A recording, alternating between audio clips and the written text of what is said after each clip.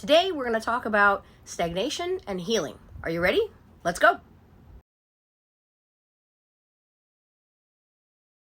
Hey friends, so this sounds a little weird. I mean, who the hell enjoys stagnation? Who likes being stuck in a bad place in their life? Who likes having the same scenarios play out over and over, causing you emotional pain at the end every time? Who likes dwelling on unfortunate things that you absolutely cannot change? While I have certainly been guilty of doing this in the past, I definitely wasn't enjoying it. I cannot imagine that anyone would. But believe me, there are people who do enjoy being stuck, or at least that must be the case because they will spend years in cycles just like this, spinning wheels that are going nowhere.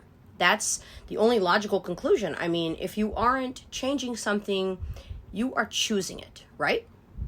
You probably know a few people like this. I know I definitely do. People who struggle to get out of those bad situations that they seem to perpetually land themselves in, and they just never seem to make better choices. They complain about things they aren't happy with, whether it be their relationships all ending the same way, or feeling like they are going nowhere with a job, or feeling constantly like they cannot manage aspects of their lives.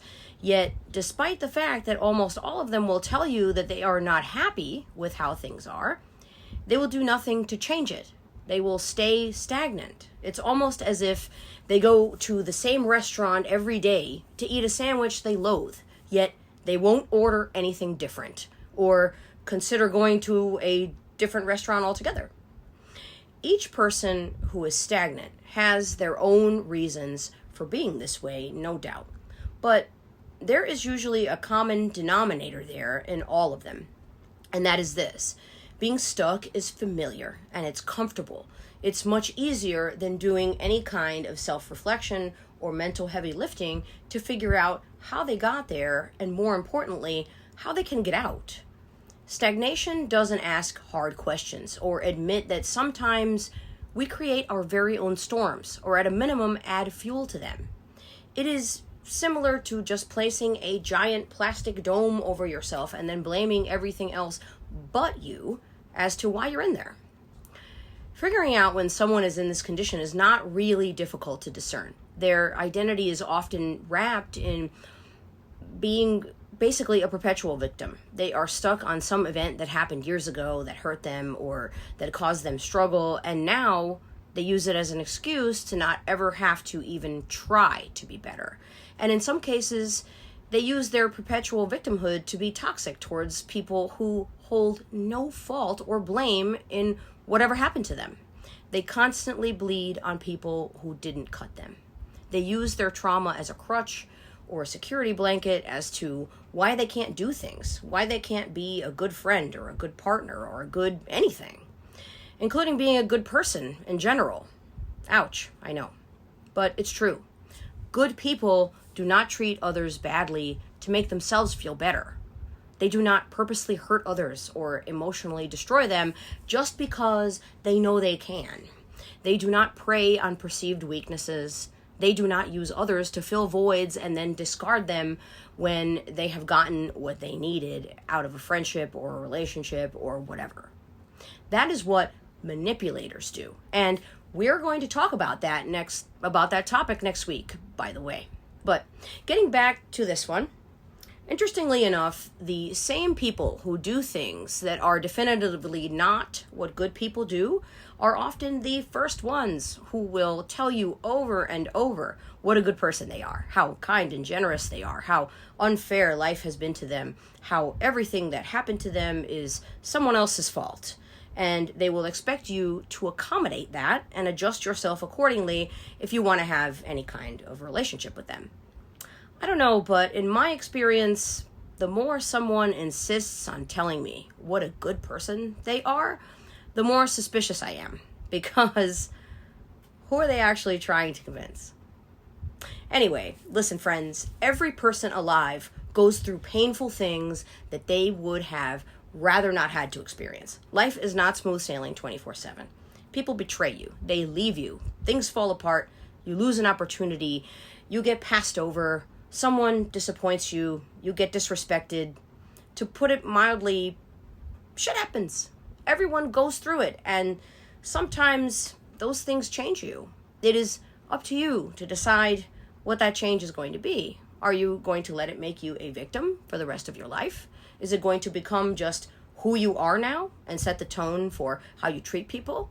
Are you going to just be mean or vindictive or screw people over from now on because someone else did it to you?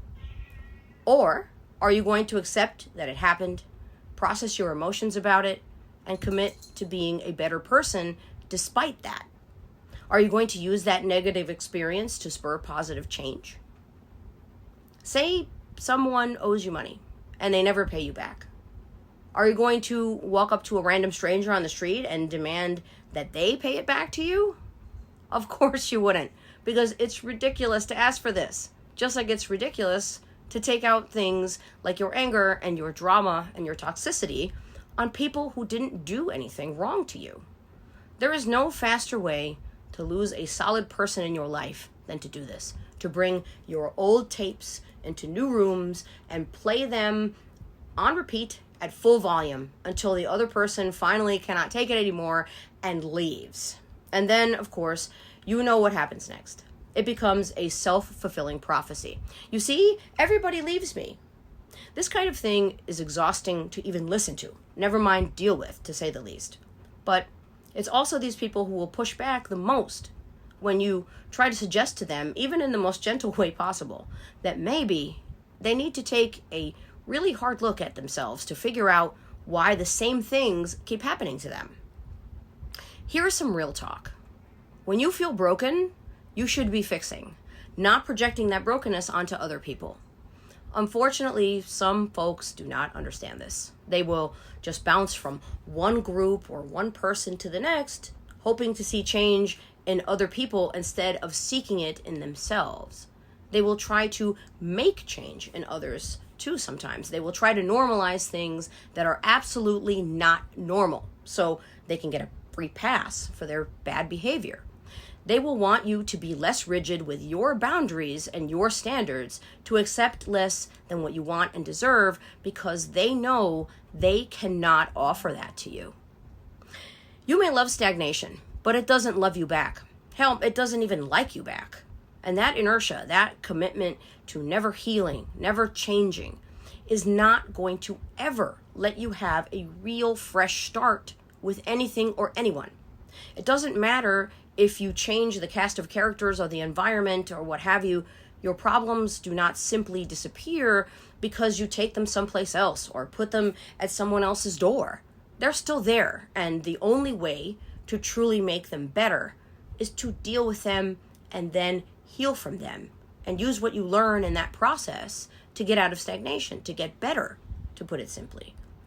To make better choices, to grow, and to stop making other people collateral damage in a war that you're fighting with yourself. Healing is important, friends, really, really important, not just to your relationships with others, but your relationship with yourself too. You should choose it, and you should choose people who understand how important it is too. Listen, no matter how much we might care for someone, it is not our responsibility to look after their emotional well-being for them. Our own baggage is heavy enough without that added weight. If you truly want to build a life for yourself that is stable and fulfilled and not stuck in stagnation, you have to accept that every person is responsible for their own journey. You have to figure out what yours is and work on that without more burdens. They need to figure out theirs, and sometimes that means they'll have to do that without you. That's all I've got for you this week. I'll be back next week with another priority message. Until then, take good care of yourselves. Bye.